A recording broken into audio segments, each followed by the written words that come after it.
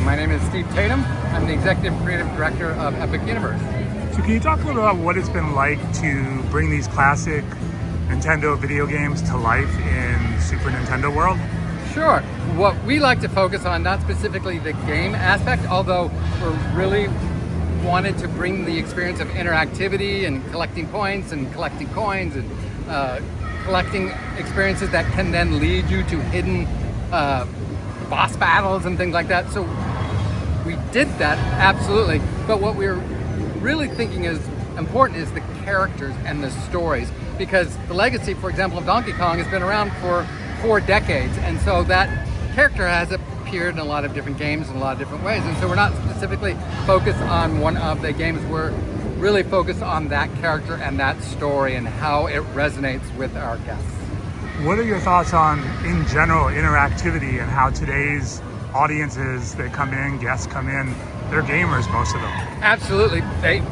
This audience expects this, and we want to deliver on their expectations to make something that's really authentic, really genuine, really immersive, and really interactive. So when you go through Super Nintendo worlds and you go through Super Mario Land and Donkey Kong Country, the whole world can come to life when you use your power-up band. You can collect points, you can track those on an app, so it really does answer the call of interactivity that these guests are expecting.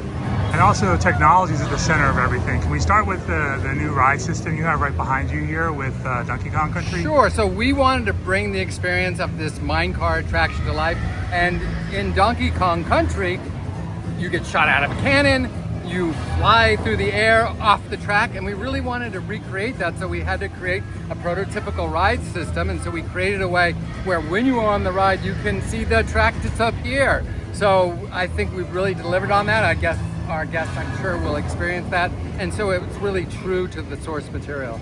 And speaking of true to the source material, you're bringing Mario Kart to life using brand new augmented reality technology. Absolutely. Can you talk a little about that ride? Yeah, so technology is really important in this park. We have interactivity, we have next generation figures, we have augmented reality, we have all of these technologies, but we don't do that in service of technology, we do it in service of story. So that technology should ideally just disappear, be behind the scenes.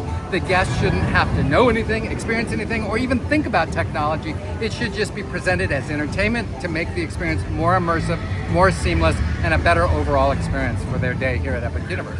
And people normally like to go on rides over and over again, but can you talk about what the interactivity adds to something like Mario Kart, where you want to keep coming back and getting a better score? Sure. We talk about repeatability because you want to come on that ride multiple times. And one of the things that makes Mario Kart so repeatable is you can get better at your score. And there's a leaderboard, and you can track your score on an app so you can get more points and get better at playing the game each time and compete with your friends. And I think that makes it a very repeatable experience. And just like the real Mario games, it's not necessarily easy when you first jump in and play. Right, so I mean, the games should be accessible and fun right from the get-go, but they should be hard to master so that you can get in them and experience it, but to get really at the top of the leaderboard, you've got to go a few times. And speaking of going a few times, can you talk a little about the power-up band and how that can unlock with the app from Universal Studios? Sure, so the power-up band, you can collect points. So for example, if you go around Donkey Kong Country, you can see the letters K-O-N-G. You tap on those to get points, you can get coins, you can collect bananas, you can collect all of these things. And in Super Mario Land, you can also do the same thing. And if you collect a sufficient number of points, there's a hidden boss battle where you can compete. So the storyline connects through the entire world and connects to you personally with your band so that you have agency and you become a hero in that story. And you mentioned something like Donkey Kong 4 decades. Did you grow up playing any of these games? Absolutely. I mean, these games, we love the games, which is why we wanted to bring them to life and invite people into these worlds. So we thought, what would it be like to experience and live in one of those games? And I can tell you from my own personal experience and from everyone I talk to, when they first walk into the land, they're like, I'm in a game. I'm in the game. How did I get here? I'm in the game. And that's how it feels. And that's very satisfying for us to hear, because that was our ambition.